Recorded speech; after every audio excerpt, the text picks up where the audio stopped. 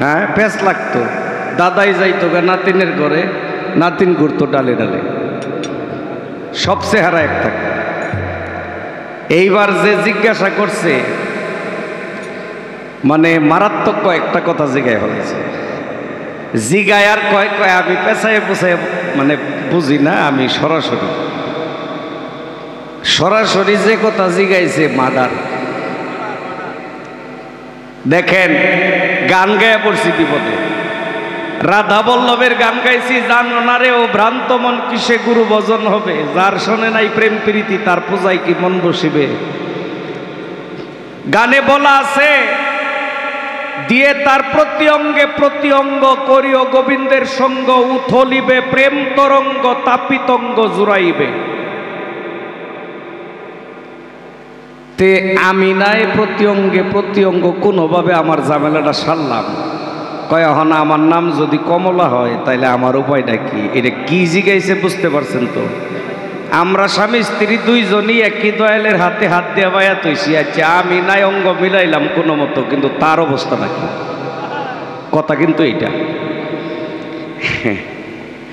চালাক মানুষ চালাকি করে জিগাইছে, ভাই মানুষের অঙ্গ কিন্তু একটা না, মানুষের দেহ কিন্তু একটা না, সাধারণ মানুষের দেহ একটা, কিন্তু যারা কামেল মানুষ ওদের দেহ থাকে দুইটা, একটা আসমানি একটা জিসমানি। এই জবাবটা কিছুটা নবুয়ত থেকেও দেওয়া যায়। আল্লাহর রাসূল এই দুনিয়াতে আগমন করেছে রবিউল আউয়াল চাঁদের 9 তারিখ, কিন্তু প্রকাশ পাইছে 12ই রবিউল আউয়াল। চাঁদের 9 তারিখে যখন উনি দুনিয়াতে আগমন করলো, আল্লাহ জিব্রাইলকে বলে পৃথিবীর কোনো মানুষ দেখার আগে আমার হাবিবকে আমার আরশে আজিমে নিয়ে আসো। জিব্রাইল কি করলেন? আল্লাহর হাবিবকে নূরের চাদর দিয়ে ঢাকনা দিয়ে নিয়ে গেল আরশে আজিমে। মায়ের কোলে কিন্তু সন্তান ঠিকই ছিল, মায়ের কোলে সন্তান ছিল। 3 দিন পরে আবার দয়াল নবীকে ফিরিয়ে দেওয়া হয়েছে। তাইলে এখানে আমাদের বোঝার বিষয়, মায়ের কোলে ছিল একটা দেহ, জিব্রাইল নিয়ে গেল আরেকটা দেহ। দয়াল নবীর দেহ ছিল দুইটা, একটা আসমানি একটা জিসমানি। আর অলিদের বেলায়ও এটা সম্ভব। কেমনে? আমার জীবনে আমি দেখছি, আমার অভিজ্ঞতা থেকে বলি। পাগলারে দেখাইছি এক জায়গায়, পরে গাড়ি দিয়ে দেখি আমার আগে আয়া বসে আরেক জায়গায় চা খায়। দেখছি এক জায়গায়, পরে বাস দিয়ে আইছি আরেক জায়গায়, 1 ঘন্টা সময় লাগছে। 1 ঘন্টা সময়ের মধ্যে বাসে দিয়ে আয় দেখি আরেক জায়গায় বসে চা খায়। দরবার যাবো এমন টাইমে দেখি কই জানি গেল আর পাইলাম না কই জানি। এটা আমাদের ময়মনসিংহ নান্দাইলে তার বাড়ি। একজন ময়মনসিংহ কৃষি বিশ্ববিদ্যালয়ের একজন বড় মাস্টার, একজন শিক্ষক। সে এমনই গুরু প্রেম করছে, করার পরে সমস্ত দুনিয়াদারি ছাইরা দিয়া, অনেক কোটিপতি মানুষ, সমস্ত কিছু ছাইরা দিয়া ফকিরি বেশে এখন মজ্জুম হালতে থাকে। যে ভক্তের হৃদয় ভালো দেখা পায়, অনেকে খুঁজাও দেখা পায় না।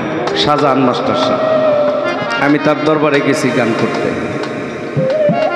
তে অলিদের বেলায় এগুলি কোনো বিষয় না। বড় পীরের জীবনী বইরা দেখছেন না, একই বাড়িতে একই টাইমে 70 বাড়িতে ইফতার করছে। আচ্ছা ইফতার কি 2 টাইমে হয় কত? এই যে রোজার দিন আসতেছে, ইফতার তো একই টাইমে হবে নাকি? বড় পীরের তার মাদ্রাসার ছাত্ররা দাওয়াত দিছে, হুজুর আজকে আমার বাড়িতে ইফতারের দাওয়াত। কয় আলহামদুলিল্লাহ। আরেকজন আইসা কয় আমার বাড়িতে। এইভাবে 70 জন ছাত্র দাওয়াত দিছে, বড় পীর 70 জনের দাওয়াতই গ্রহণ করছে। পরের দিন ছাত্ররা কইতেছে, কয় হুজুর তো গতকালকে আমাদের বাড়িতে ইফতার করছে। যার লোকে কয় হ্যাঁ, কয় ফাইজলামি করার জায়গা বসে না, হুজুর তো আমারও ইফতার করছে। আরেকটা এক কইতেছে তোরা 2 জনই মিথ্যাবাদী, আমার বাড়িতে ইফতার করছে। এইভাবে 70 জনই এক হয়েছে। লাগছে তো একটা মহা মুশকিল। কয় যা এটা সমাধান হুজুরই দিব। আমার বড় পীরের কাছে যায় বলে, হুজুর আপনি আমার বাড়িতে কালকে ইফতার করছেন না? কয় হ করছি। আরেকজন কয় আমার বাড়িতে করছেন না? কয় হ করছি।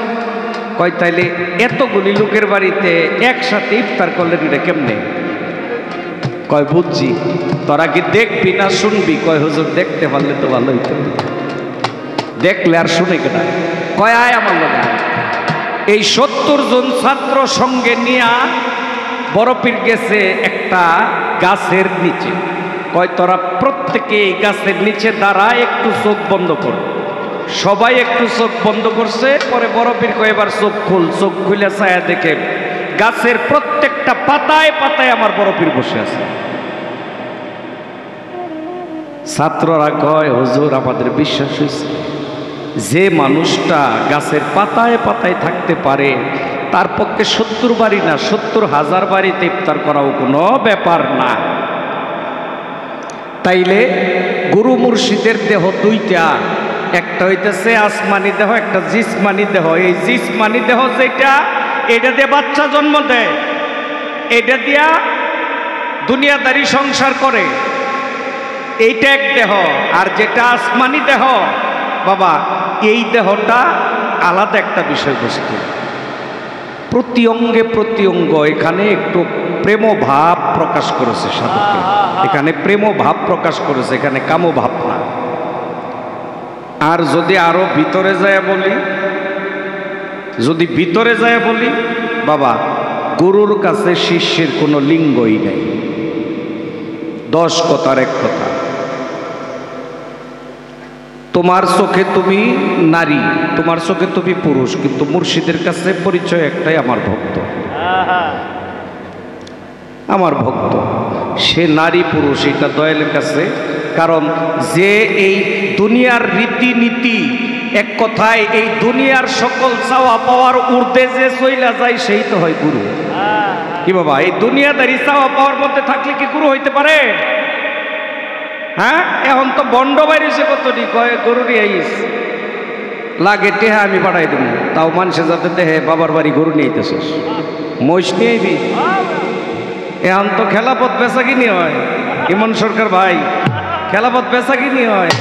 কয়টা টেহা দিলে খেলাপথ দিয়া দেয়, এইটা এই খেলাপথ যারে দেয় সেইটাও যেরকম শিষ্য, আবার যে দেয় সেইটাও এরকম ব্যবসায়ী গুরু। আমার ইমন সরকার ভাই কয় সত্য কথা কওয়ার জন্য 100 টাকা দিয়ে আমাকে দোয়া করলেন। ভাই গাইতাছি প্রায় 40 বছর হয়ে গেছে গাওয়ার জীবন, মাদ্রাসার জীবন শেষ করে তো এই জীবনে আসছি। জানি না আর কয়দিন গাইতে পারবো, তবে যে এটা কর এটা কইয়েই যাব, যা হয় হোক। এখন বাবা খাঁটি পীরের চাইতে ব্যবসায়ী পীরের সংখ্যা বেশি।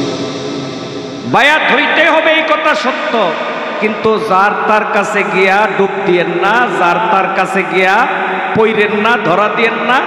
আপনার বিবেক বিবেচনায় যার কাছে মনে হইব যে না এর কাছে আমার অনেক কিছু শিকার আছে, ওই জায়গায় যাবে। আল্লাহর রাসূল বইলা গেছে যে আকাশ দিয়ে উইরা যাইতেছে এক লোক, তারে অলি ভাইব না, তারে কামেল ভাবিও না, এটা জাদুবিদ্যায়ও যাইতে পারে, কি পারে না। এই জন্য আপনার বিবেক বিবেচনা আছে, যাচাই বাছাই করে পড়ে যাবেন। ধরতে হবে, ঠিক আছে, কোরআনে আল্লাহ বলছে ধরতে হবে, তবে আপনি যাচাই করে ধরবেন। একটা কথা মনে রাখবেন বাবা, জীবনে 2টা মরা যদি কেউ মরে, এই মরার জেতা হয় না। একটা বিয়া করে আরেকটা হইতেছে গুরু দুইটা। একবারে বাবার চেহারায় গ্লেজ মারে, নুরানি বাবা দেখা যায় ধরছেন, পরে দেন ঠন ঠনাটন, কোনো মালি নাই। হ্যাঁ, এই বিপদে পড়লে এইটা আর কাইটে ওঠার কোনো ভাব নাই। ঠিক আছে, এই ধরার আগে যাচাই বাছাই করে দিয়ে দাও। এই প্রতি অঙ্গে প্রতি অঙ্গ, এই দেহের অঙ্গ একটা, এই দেহের অঙ্গ ছাড়াও একটা অঙ্গ আছে। আমরা প্রত্যেকেই নবীর আদর্শে যেন আদর্শিত হইতে পারি। কি আচ্ছা, আমরা কিন্তু নবীরে দেখি নাই, নবীর কথা, নবীর ঘটনা, নবীর গুণ শুই নাই, কিন্তু আমরা নবীর প্রেমে দেওয়ানা। কি বাবা, ঠিক না? তাইলে ওই যে নবীর স্বভাব যদি আমাদের মধ্যে আসে, তাইলে তো আমরা নবীর উম্মত হইতে পারবো নাকি? আমার নবীকে কেউ আঘাত করলে আমার নবী প্রতিঘাত করে নাই, আল্লাহর কাছে প্রার্থনা করছে আল্লাহ তাকে আপনি হেদায়েত দান করুন, আমারে আরো ধৈর্য বাড়াইয়া দেন। কি ওই স্বভাবটা যদি আমাদের মধ্যে আসে, তবেই তো আমরা নবীর উম্মত হিসেবে আমরা দাবি করতে পারব। শেষ করলাম যেভাবে বলা হয়েছিল গানের বিষয়টা। আবার পঞ্চরস, বাবা কত রস দেখলাম জীবনে, কত রস শুনলাম, কিন্তু পঞ্চরস আবার কি? গানে যে বলল পঞ্চরস একত্র করা প্রেম রস হাড়িতে ভরা। বাবা প্রেম কিন্তু 5 প্রকার, সূক্ষ্ম, শান্ত, দাস্য, বাৎসল্য, মধুর। সূক্ষ্ম প্রেম হয় আল্লাহর সাথে, দাস্য প্রেম হইতেছে মুর্শিদের সাথে, মধুর প্রেম স্বামী স্ত্রীর মধ্যে, শান্ত প্রেম সন্তানদের সঙ্গে, বাৎসল্য প্রেম প্রতিবেশী আত্মীয় স্বজনের সাথে। এই 5টা প্রেমের মধ্যে 5 প্রকারের রস আছে। স্বামীর লগে যে মধুর প্রেম, এখানে যে রসটা, এই রসটা কি আর অন্য জায়গায় হইব? হইতো না। মা বাবার সাথে যে রসটা, এই রসটা কি আরেক জায়গায় পাওয়া যাইব? পাওয়া যাইব না। এই যে একটু আগেই তো বাবার কথা কইয়া যে রস জড়াইলেন, বাবা 1 ফোঁটা আশেকের চোখের পানি একটা দোজখের আগুন নিবানোর ক্ষমতা রাখে। 1 লিটার পানি বাজারে কিনতে গেলে মিনারেল ওয়াটার 30 টাকা দাম, এটা খায়া প্রস্রাব করলে নাপাক। শরীরের যে জায়গা দিয়ে বাইরে বইটা খাওয়ার পরে এটাই নাপাক। কিন্তু এই পানিটাই গুরু প্রেমে মইজা, মা বাবার প্রেমে মইজা, আমার নবীর প্রেমে মইজা যদি কেউ চোখ দিয়ে বের করে, এই পানিটা শত পবিত্রের চাইতেও পবিত্র। তাহলে এখানে বোঝার বিষয় আছে। আসলেই রস কি? আমরা তো কামরসে 2 ভাগ মরছি, প্রেম রস আমরা আহরণ করতে পারি না। সমস্যাটা এই জায়গায়। প্রেম রস আহরণ করা শিখতে গেলে রসিকের সঙ্গ করতে হবে। ওই রসিক হইতেছে দয়াল বাবা আত্রাফ স্যার, ওই রসিক হইতেছে আপনার গুরু, আপনার মুর্শিদ। সে রসিক দিকে আপনার রসের সন্ধান দেখাই দেবে, যে কোন রস কোন সময় খাইলে কোন রোগের কাজ করে।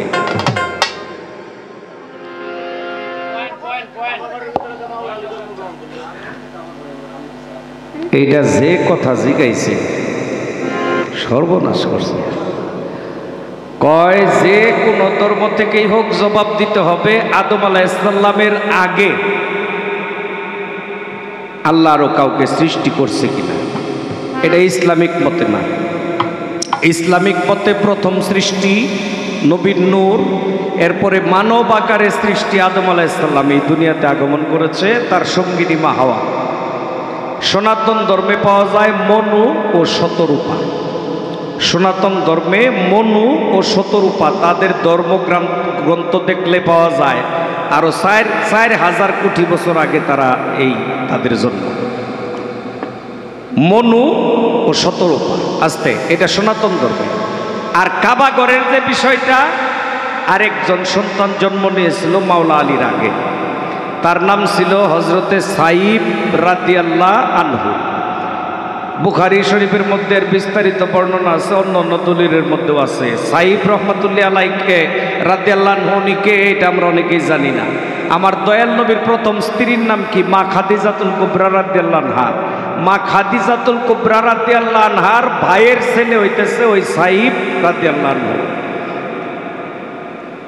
মা খাদিজার ভাইয়ের স্ত্রী, সে গেছিল, গর্ভবতী ছিল, আরো কিছু বান্ধবী লইয়া কাবাগরের ভিতরে গেছিল ঘুরতে, বেড়াইতে, দেখতে।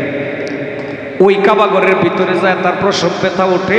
পরে ওই মেহরাবের উপরে একটা চামড়ার গদ্দি বিছায়া ওখানেই তার সন্তান প্রসব করানো হয়েছে। এই দলিলের মধ্যে একটা সন্তানের নাম পাওয়া যায়। আমার দয়াল নবীর চাইতে, এই দুনিয়াদারি বয়সের নবীর চাইতেও 13 বছরের বড় ছিল ওই লোকটা। উনি মা খাদিজার ভাতিজা। দলিলের বাইরে আর কিছু বললাম না।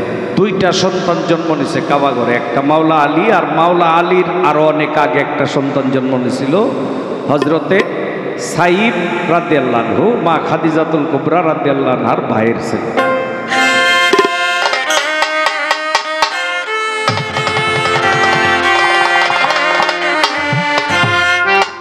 আসতে এখন তো কথা কইলে অনেকের মনে হয় যে ঠিকই কইছে, আবার অনেকের মনে দুগদুগানি থাকে। ইন্টারনেটে ডুইকা সার্চ দিয়ে দেখবেন যে আবার একটু বেশি কী কইছে, হাসানা মিসা, তাইলে প্রমাণ পাওয়া যাবে। এখন অনেক কথাই কিন্তু গুগলে সার্চ দিলে পাওয়া যায়, কি পাওয়া যায় না? পাওয়া যায়। এই যে নামটা বললাম এই নামটাই পাবেন, আর কোনো মানুষের নাম পাবেন না। যেভাবে বর্ণনা দিছি এইভাবেই উনি জন্ম নিয়েছে কাবাগরে। কিন্তু মাওলা আলীর জন্মের ঘটনা আর তার জন্মের ঘটনা এক। আগে কারো মনে কোনো দুঃখ থাকলে কাবা ঘরের সামনে যায় প্রকাশ করত, তাদের বিশ্বাস কাবা ঘরের সামনে কইলে এটা আল্লাহ তাড়াতাড়ি শুনে। মাওলা আলীর মা ফাতেমা বিনতে সাদ, যিনি আমার দয়াল নবীর সম্পর্কে চাচি, তার চাচা আবু তালিবের স্ত্রী, গর্ভবতী অবস্থায় কাবা ঘরের সামনে যায় তার মনের দুঃখ প্রকাশ করতেছে। বাড়ি আসবে এমন টাইমে তার প্রসব ব্যথা উঠছে। নারীরা কিন্তু বুঝে কোনটা প্রসব ব্যথা।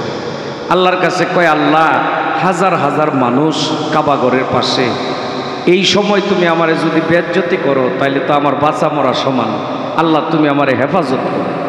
সঙ্গে সঙ্গে বন্ধ কাবা ঘর, দরজাটা খুইলা গেল। ঘরের ভিতর থেকে কে যেন ডাইকা কয়, এ ফাতেমা বিনতে সাদ, কাবা ঘরে ঢুকে যাও। কাবা ঘরে ঢুকছে, ঢুকার সঙ্গে সঙ্গে আবার দরজা অটোমেটিক লাইগে গেছে। ওই ঘরের ভিতরে মাওলা আলী ভূমিষ্ঠ হয়েছে। তার ঘটনা আর ওই যে আগে যে জন্ম নিয়েছে তার ঘটনা কিন্তু এক না। জন্মের পরে মাওলা আলী চোখ খোলে না, মুখ খোলে না, মায়ে কান্দে যে হায় হায় একটা ছেলে সন্তান হইল, তাও বুবা, অন্ধ। আমার নবী ছিল ইয়েমেনে, 3 দিন পরে আসছে। আয়েশা দয়াল নবী ডাইকা কয়, চাচি আলীকে আমার কোলে দাও। চাচিমা কয়, আমার সন্তানের নাম তাইলে আলী, যেহেতু মুহাম্মদের মুখ দিয়ে কইছে আলী, এই তো আলীর নাম যে আলী, এটা প্রকাশ হইল আমার নবীর মুখে প্রথম। কুলে নিয়া কয়, চাচি ঘর থেকে বাইরে হয়ে যাও, দরজা লাগাই দাও। সবাই ঘর থেকে বাইরে দরজা লাগাই দিল। আমার দয়াল নবী মাওলা আলীকে জিগায়, কিরে, তোর জন্য তো মাই কষ্ট পাইতেছে, তুই চোখ খোলস না, কারণ কি? কইয়া মুখের মধ্যে একটু ফু দিছে, চোখের মধ্যে ফু দেওয়ার সাথে সাথে চোখ খুলছে। খুইলা প্রথম যে রূপ দেখছে ওই রূপটা আমার দয়াল নবীর রূপ। কয়, তুই না কানলে তো মায়ে শান্তি পায় না, তুই একটু কানলেই তো মায়ে খুশি হয়ে যায়, কান্দে। পরে আমার নবীর জিব্বা মুবারক ঢুকাই দিছে শিশু বাচ্চার মুখে। মায়ের স্তনের দুধ যেরকম ছোট বাচ্চায় চুষে চুষে খায়, আমার নবীর মুখের পবিত্র জিব্বা মুবারক, তার লালা মুবারক চুষে চুষে খাওয়া শুরু করলো স্তনের মতো করে। এইবার দয়াল নবী কইতেছে, কিছু কইবি নি, কিছু কইবি? দেখে মাওলা আলীর ঠোঁট নড়ে, মনে হয় কিছু কইবার চাই। কয়, কিরে কিছু কইবি? আল্লাহ রাসূল মাওলা আলীর মুখটা দয়াল নবীর কানে নিল। নেওয়ার সঙ্গে সঙ্গে সূরা মুমিনের কয়েকটা আয়াত তেলাওয়াত করে মাওলা আলী শোনাইছিল দয়াল নবীরে, অথচ কোরআন নাজিল হয়েছিল। এটা দলিল আমি দিতে পারবো না। সাধকেরা বলে আগেই তাদের ওয়াদা ছিল যে মাওলা আলী দুনিয়াতে আইসা দয়াল নবীর রূপ আগে দেখবে, আমার দয়াল নবীর জিব্বার লালা মুবারক আগে পান করবে। এটা আগেই ওয়াদা ছিল, পরে তার প্রতিফলন হয়েছে এই দুনিয়াতে আসার পরে। এই যে এখন যে কথাটুক বললাম, এই কথাটুকের দলিল চেলে দিতে পারবো না, এটা সাধকদের মত, আর কাজে কর্মেও তাই প্রমাণ হয়েছে। শেষ করলাম, যেহেতু জিজ্ঞাসা করছিলেন, আমি ছোট্ট করে একটা গান করি, তারপর হয়তো একটি কথা জিজ্ঞাসা করব। ধন্যবাদ জানাই দলিল সম্মতভাবে জবাব করার জন্য।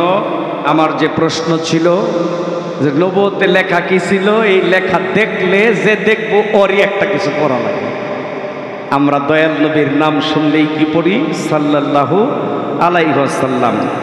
আল্লাহ রাসূল বলেছে, আমার নাম শোনার পরও যে আমার নামকে সম্মান করে না, সে কৃপণ।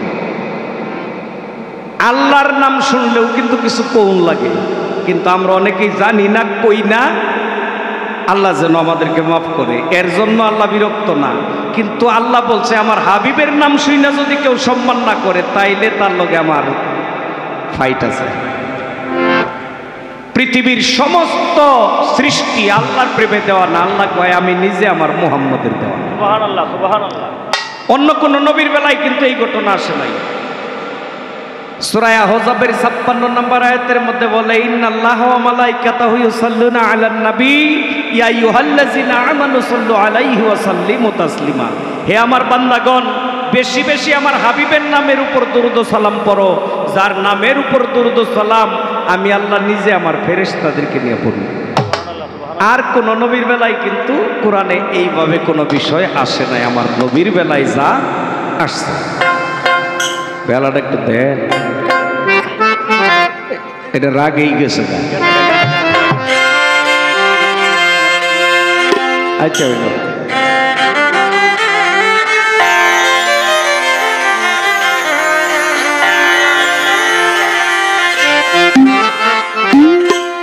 ওই নাম ভুল করিলে যাবি মারা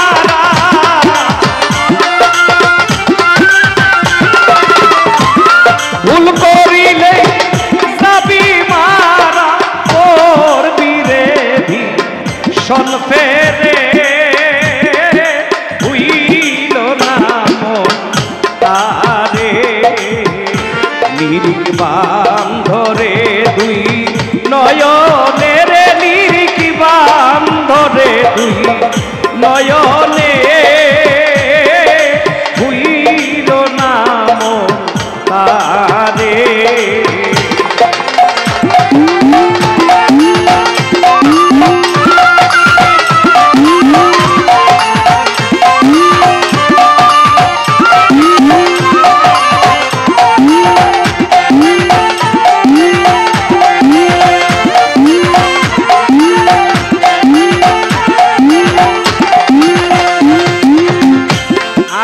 আপনাকে চিন পরে গুরুকে মান দেহ পাশ করে আনো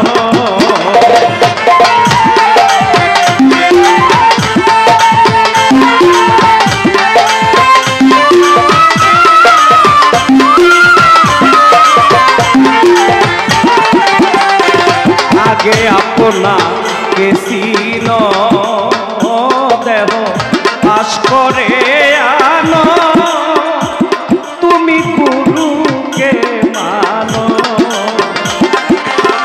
শৈব হরি নকল গুরু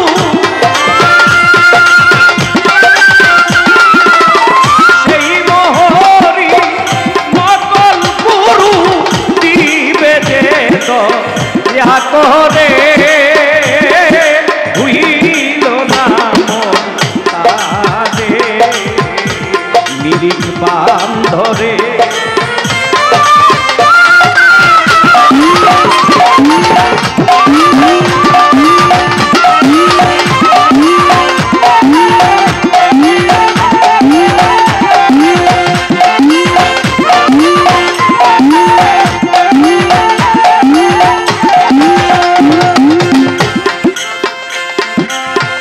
প্রেমের হাতে গেলে না প্রেমের মানুষ চিনিলা না প্রেমের সৌদা করলা না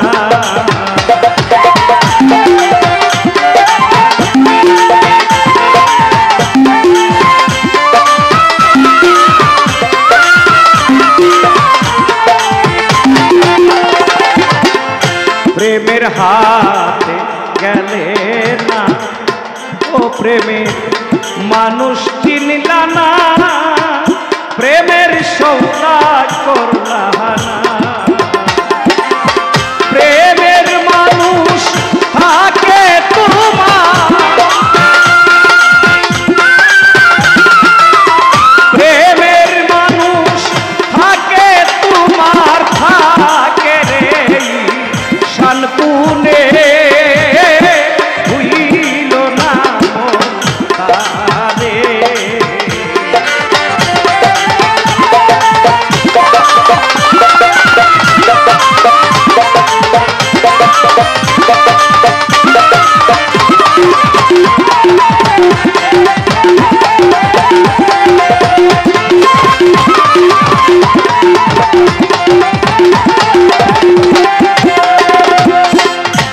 প্রেমের গাছে দুটি ফল করে রসে টলম কত ভমর হয় পাগল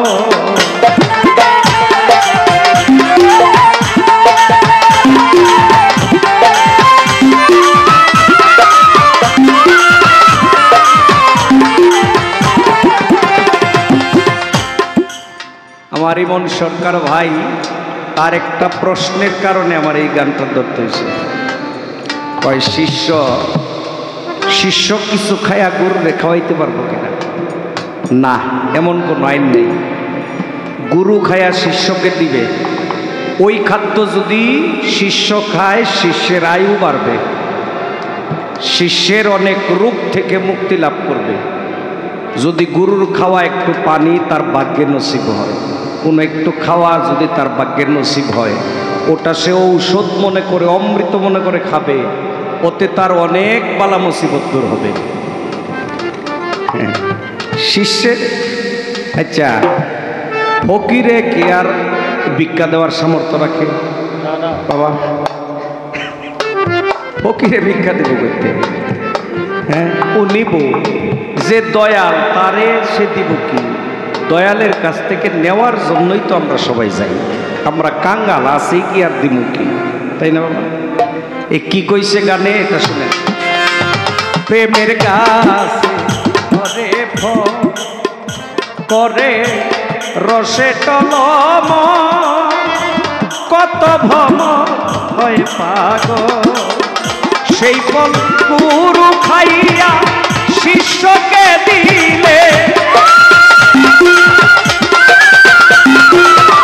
গুরু খাইয়া শিষ্যকে দিলে অমর হইছে সংসারে, হইল না তারে।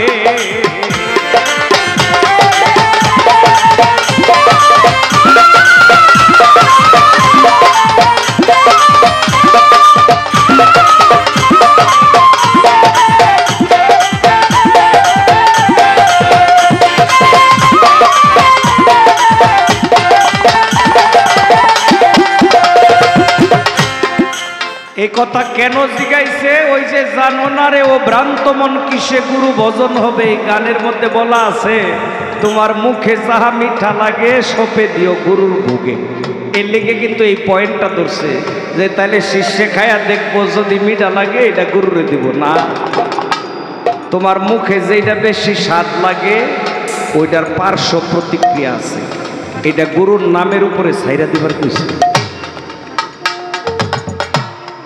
সব চাইতে কি জিনিসটা বেশি মজা লাগে প্রত্যেকটা যৌবনালা মানুষই জানে। যার নাই ওরে কইলে লাভ নেই। ওই যে একজন আরেকজনের জিগাইছে, চাচা রোজানি? কয় হ, ঘরে ভাত নাইতে কি করতাম? যার ভাত নাই হে রোজা না থেকে তো কোনো উপায়ও নাই। যার ঘরে খাওন আছে কিন্তু সে রোজা খায় না, ওইটাই তো রোজাদার নাকি বাবা? যেটা বেশি মজা লাগে এইটার কিন্তু গজাও আছে, আছে না? হ্যাঁ,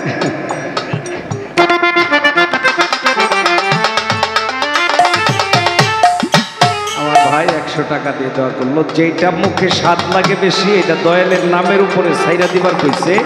এখানেই বলছে তোমার মুখে যা মিঠা লাগে সপে দিও গুরুর ভোগে।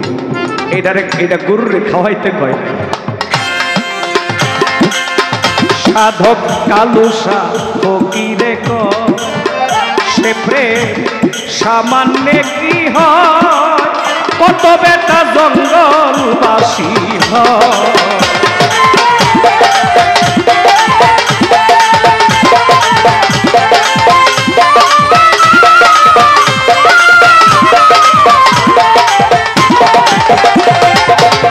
সাধক কালুসা ফকিরে সে প্রেম সামান্য কি হয়, কত জনে জঙ্গলবাসী হয়। সেই প্রেমের লাগিয়া কেহ, সেই প্রেমের লাগিয়া কেহ গাছ তলাতে বাস করে, হইল না মন নিরিক বান্ধরে তুই নয়নে, নিরিক বান্ধরে তুই নয়নে, হইল না মন তারে।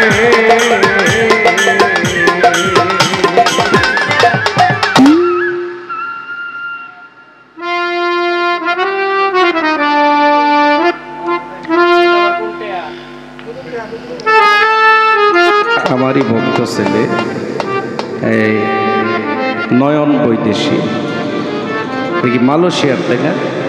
মালয়েশিয়ার 10টি রিঙ্গিট দিয়ে পুরস্কৃত করলো, দোয়া রইল তার জন্য।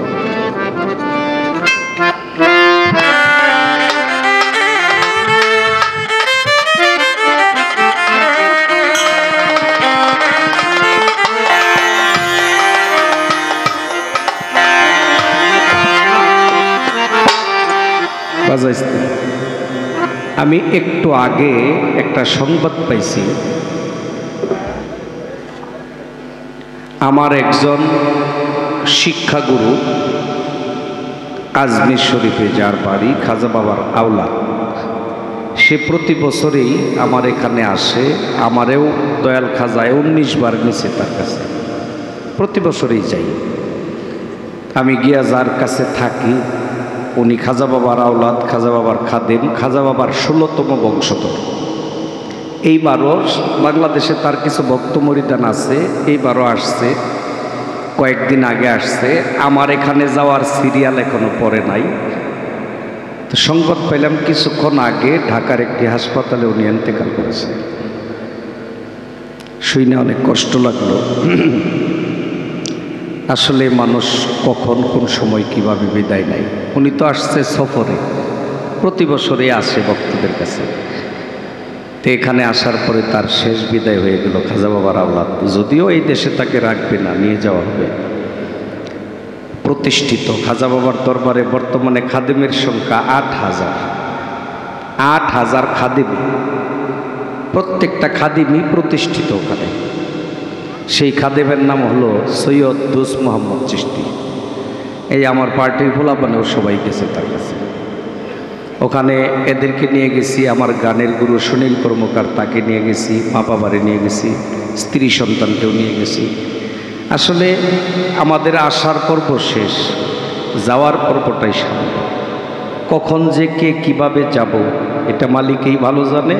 তবে আমরা যেন সবসময় তৈরি থাকি, সবসময় যেন তৈরি থাকি যে আমি যেন সহি সালামতে যাইতে পারি। বাবা, একটা যাওয়া হইতাছে অসম্মানের যাওয়া। দেখবেন একবারে পঙ্গু হইয়া বস্ত্রা পায়খানা কইরা খায়া গায়ে মাইকা নাক মুখ তেইরা হইয়া যাওয়া, এটা অসম্মানের। আরেকটা হইতেছে ভক্তবৃন্দ, আত্মীয় স্বজন সবাইরে বইলা যাওয়া। দেখবেন সবাইরে ডাইকা এটা কথাবার্তা কইতে কইতে না জানি কোন দিক দিয়ে ফাঁকি দিয়ে চলে যায়, ওইটা সম্মানের যাওয়া। তো আমরা যেন দয়ালের কাছে প্রার্থনা করি একটু সম্মান নিয়েই যেন যেতে পারি। শিয়াল কুকুরের যাওয়াটা যেন আমাদের জীবনে না আসে। তো যাক, তার জন্য দোয়া করব, ওই দোয়া আমার কাছে নাই। খাজা বাবার আওলাদের জন্য দোয়া করব, ওই দোয়া আমার কাছে নাই। আবার যারা বোঝে না ওরা তো নবীর লেগেও দোয়া করে, নবীর লেগেও দোয়া করে যারা বোঝে না। আমি পাপী অধম, আমার ওই সামর্থ্য আছে যে আমি একজন অলির জন্য দোয়া করব। আমি তার কাছে দোয়া চাই, দয়া চাই। কারণ আল্লাহর অলিরা মরে না, এটা আল্লাহ কোরআনে বলছে। ওই ব্যাখ্যাটা আমার ভাইও দিছে। আর অলিদেরকে মৃত বলতে নিষেধ করছে আল্লাহ নিজেই। তাদেরকে মৃত ভাবিও না, তারা জিন্দা, আমার পক্ষ থেকে রিজিক প্রাপ্ত। এখন রিজিক কি? ওই যে আমরা আজকে খাইছি মহিষের মাংস, মুরগির মাংস, এই রিজিক না বাবা। তারা আল্লাহর কুদরতি হাতে রিজিক পায়। এই খাওয়া না যে খাওয়া খাইলে প্রস্রাব পায়খানার প্রয়োজন হয়, এই খাওয়া না।